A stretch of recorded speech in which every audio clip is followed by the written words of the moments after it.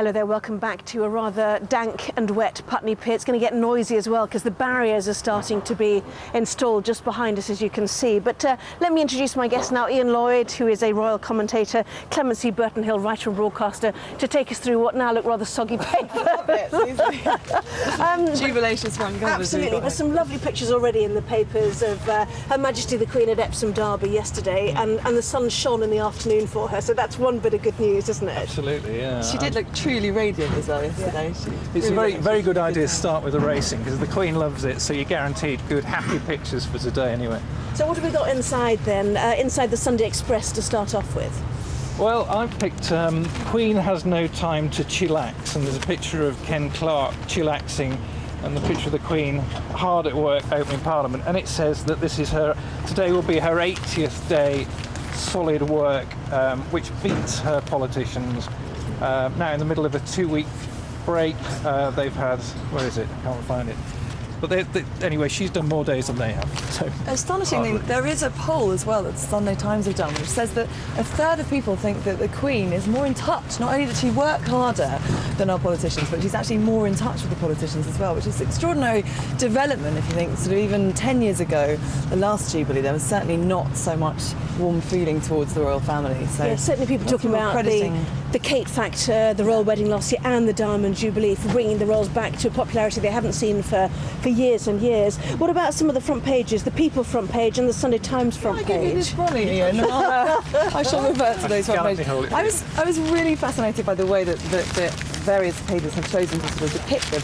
Sunday Times, not sure if you can see it, it's so sodden at this point, but they've opted to go with no headlines. Yes. They've just got this enormous picture of a beaming Queen yesterday at the Derby. The People, meanwhile, have opted to have no picture of the Queen, extraordinarily, well, a little tiny one on the front cover, and they've given a sort of pin. So to the people of our nation who never knowingly miss a party, 2,500 miles of bunting fluttering in the blooming rain, 6.2 million flags defiantly flown, 180 pints knocked back too hastily, 3.5 million popping corks down the expense, 5 million apparently burgers likely to be scoffed too eagerly, 6 million victorious sponges, 24 million off work and stuff the economy well it already is. There you go. I think some of the burgers might not be happening if this weather band doesn't move away fast enough. But it's such a shame, isn't it? It is a shame. It's a shame for the organisers who spent a couple, years working this out, and also for the royal family as well. On board the boats a little bit later on. But we've also got Marilyn Monroe, by the way. She was born in 1926, the same year as the Queen, so she would be 86. Goodness, that's a thought, isn't it? I know, amazing. And what about the Sunday Telegraph you've picked as well? Right. Swap the umbrellas. Thank you. Mine is the poll on the front that the Queen apparently is now the greatest British monarch ever, so with 35%, beating Queen Victoria, Elizabeth I, Henry VIII and Henry V. And it's quite funny because a few years ago they had a TV poll and Elizabeth I dominated it and Henry VIII was the most famous man. So these things keep going up and down.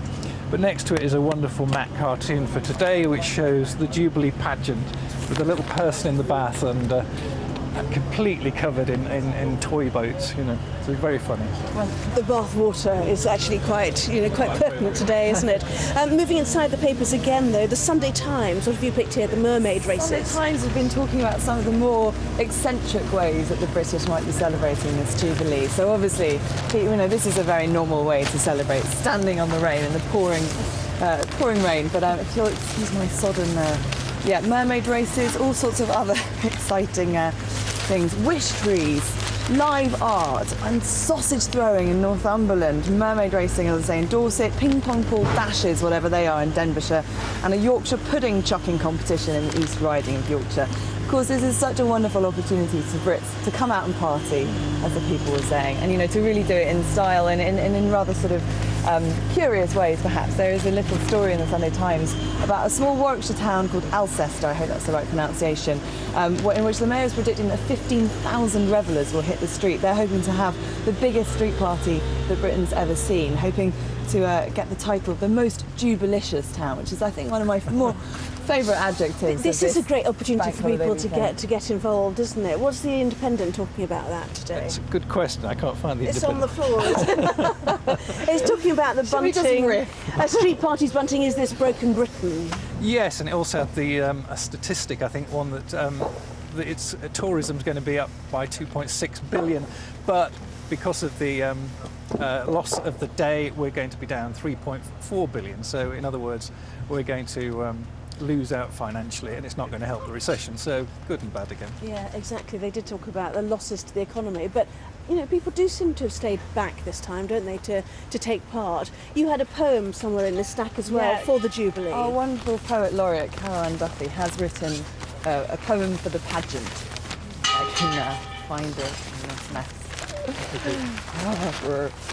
Thank you very much. Doing very noble honours there. It's a poem for the pageant. It's by Caroline Duffy, who, as I say, is our poet laureate. And she's talking about, it's really about the River Thames. The sweet Thames runs softly to end my song. Many British poets, of course, have celebrated this usually glorious river behind us. She joins their number this morning. History is water, she says. I lie back, remember it all. You could say I drink to recall. Run softly till you end your song. I reflect. And then she goes on to talk about the whale in me, the king's daughter who lived in a boat. A severed head fell from a spike. And she ends with the couplet. A queen sails now into the sun, flotilla 1,000 proud, my dazzled surface gargling the crown, which I think is just hilarious, given that there's no sun for the Queen to sail into, not much reflecting or...